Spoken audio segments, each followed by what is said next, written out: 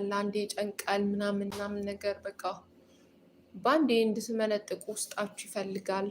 ግን አይደለም። ለፍቶና ጠሮ ወድቆ ከስሮ የተነሳ ሰው ነው መጨረሻው አሪፍ የሚሆነው። ምክንያቱም ምንም ሳናቅ እላይ ብንሰቀም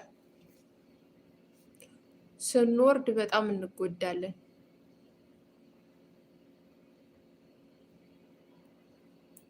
ሁሉን ነገር በሂደት እያየ ነው ስንራመድ ነው በጣም አሪፍ።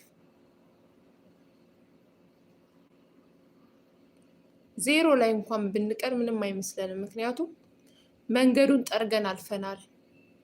እንቅፋቶች አወላግደውን ግራ አጋብተውን